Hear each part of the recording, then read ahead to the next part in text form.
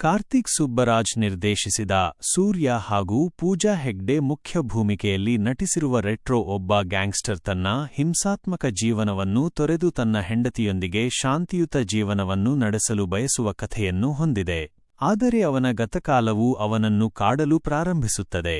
ಪ್ರೀತಿ, ಹಾಸ್ಯ ಮತ್ತು ಯುದ್ಧದ ಅಂಶಗಳನ್ನು ಈ ಚಿತ್ರ ಒಳಗೊಂಡಿದೆ.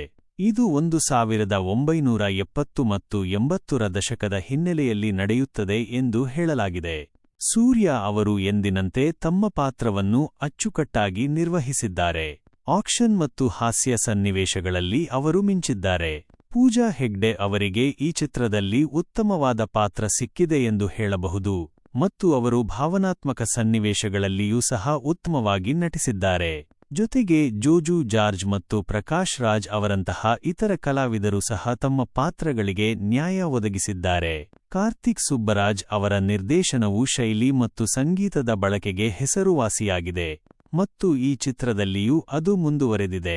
ಚಿತ್ರದ ಮೊದಲಾರ್ಧವು ಕಥೆಯನ್ನು ಚೆನ್ನಾಗಿ ಸ್ಥಾಪಿಸುತ್ತದೆ ಮತ್ತು 15 ನಿಮಿಷಗಳ ಆಕ್ಷನ್ ಹಾಗೂ ನೃತ್ಯದ ಸನ್ನಿವೇಶವು ಅದ್ಭುತವಾಗಿದೆ. ಸಂಗೀತ ನಿರ್ದೇಶಕ ಸಂತೋಷ್ ನಾರಾಯಣನ್ ಅವರ ಹಿನ್ನೆಲೆ ಸಂಗೀತವು ಚಿತ್ರಕ್ಕೆ ಮತ್ತಷ್ಟು ಮೆರುಗು ನೀಡಿದೆ. ಛಾಯಾಗ್ರಹಣ ಮತ್ತು ದೃಶ್ಯಗಳು ಸಹ ಪ್ರಭಾವಶಾಲಿಯಾಗಿವೆ. ರೆಟ್ರೋ ಉತ್ತಮ ಪ್ರಯತ್ನ ಎಂದು ಹೇಳಬಹುದು. ಸೂರ್ಯ ಮತ್ತು ಪೂಜಾ ಹೆಗ್ಡೆ ಅವರ ಅಭಿನಯ ಮತ್ತು ಅವರ ನಡುವಿನ ಪ್ರೇಮಕಥೆಯು ಪ್ರೇಕ್ಷಕರನ್ನು ಹಿಡಿದಿಟ್ಟುಕೊಳ್ಳುತ್ತದೆ. ಚಿತ್ರದಲ್ಲಿನ ರೆಟ್ರೋ ಅಂಶಗಳು, ಸಂಗೀತ ಮತ್ತು ವೇಷಭೂಷಣಗಳು ಒಂದು ವಿಭಿನ್ನ ಅನುಭವವನ್ನು ನೀಡುತ್ತವೆ. ಸೂರ್ಯ ಅವರ ಅಭಿಮಾನಿಗಳಿಗೆ ಮತ್ತು ವಿಭಿನ್ನ ಶೈಲಿಯ ಚಿತ್ರಗಳನ್ನು ಇಷ್ಟಪಡುವವರಿಗೆ ಖಂಡಿತವಾಗಿಯೂ ಇಷ್ಟವಾಗಬಹುದು. ಈ ವಿಡಿಯೋ ನಿಮಗೆ ಇಷ್ಟವಾಗಿದ್ದರೆ ಲೈಕ್ ಮಾಡಿ, ಶೇರ್ ಮಾಡಿ ಮತ್ತು ನಮ್ಮ ಚಾನೆಲ್ ಅನ್ನು ಸಬ್ಸ್ಕ್ರೈಬ್ ಮಾಡಲು ಮರೆಯಬೇಡಿ.